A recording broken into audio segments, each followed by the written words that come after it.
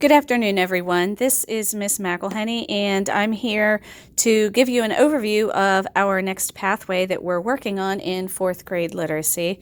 So you may be kind of confused about the title of it because it says Quarter 3, Unit 2. We're simply flip-flopping Unit 1 and Unit 2 in Quarter 3, so it's really not that big of a deal.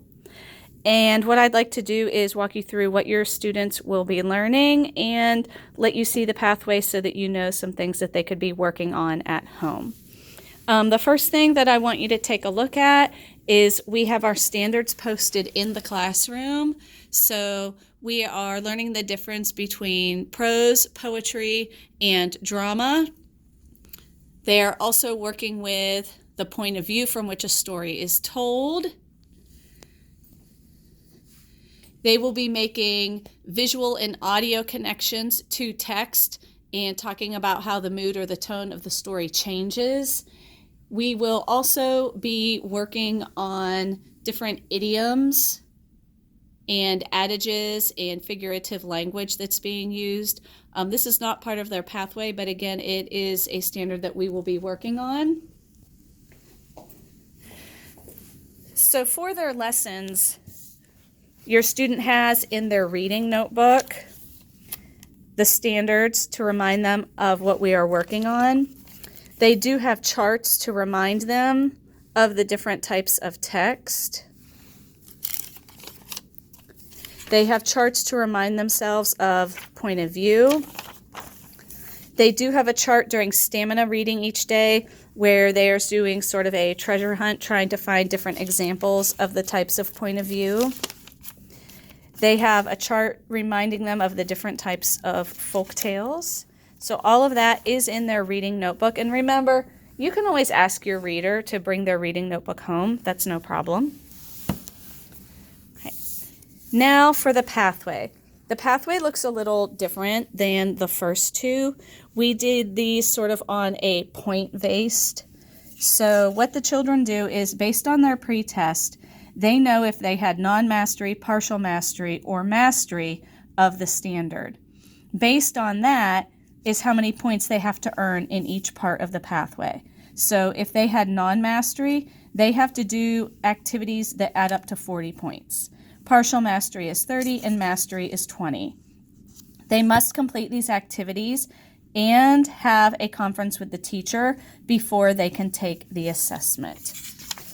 There are 3 different pathways that I've designed based on your students' needs.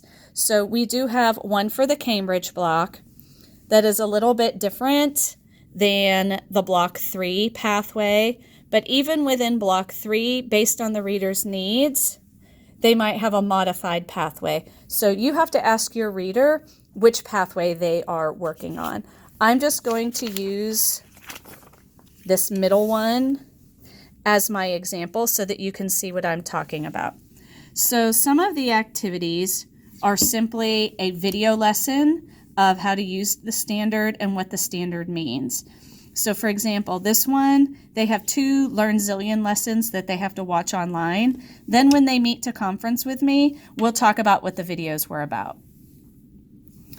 The next 2 activities, they have Common Lit passages that they can read. When doing the Common Lit passages, it does also offer a read aloud option to the students so that it can help them if they're struggling with their fluency. And along with the passage, if the students go to the crate, there are also note-taking guides with them so that they can organize their thought before they answer the questions online. So it is all scaffolded and helps them to better understand the standard. And then that way, when they sign up to have a conference with me, we can use these to kind of guide our thinking. Then the 20-point activity usually involves more of an extension activity and using that standard. So once a child has earned the number of points they need, they sign up for a conference, and then when they come back to meet with me, I record the conference here. The date will be here that I met with them, and then the notes will be out here about what we discussed. For example, the student might say, I've completed my points, but I still don't feel like I'm ready for the assessment. Can I have an edgenuity activity to do for extra practice? Or I might write down the graphic organizer I taught them to use, or I might give them a little tip. So if you ask your child to bring their pathway home, you can check back here in their conference notes and ask them what they met with me about. Or if you see that it's blank, you could say, why haven't you met with Miss McElhenney yet? Why haven't you signed up for a conference yet? So this is what their pathway looks like. As they go through, they're picking their points. Their activities are in here. Some of the activities are online. Some of them are digital. Some of them have a Google form. Some of them have a paper copy. So the children complete it in the way that they think is the best path for them. So this is the pathway they're working on. It is fiction based. It is centered on literary pieces, strong emphasis on poetry and folk tales, comparing and contrasting folk tales from different cultures and different countries. So if you're heading as a family to the public library, pick up some folk tales and fables that are from different cultures, and you can have some great discussions on that. If you're looking for extra practice at home, I do have some passages posted on ReadWorks and in their Common Lit. Also, it's posted in the classroom, but you can also have them go on Edgenuity. There is extra practice on there as well. Okay? All right, I hope this was helpful for you. Just shoot me an email or let me know if there's something you don't understand about this pathway.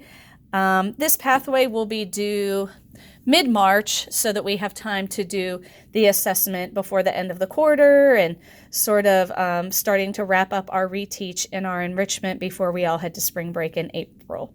So for now, you can mark your calendar. This is what they're working on, I'd say, for the next 3.5 weeks.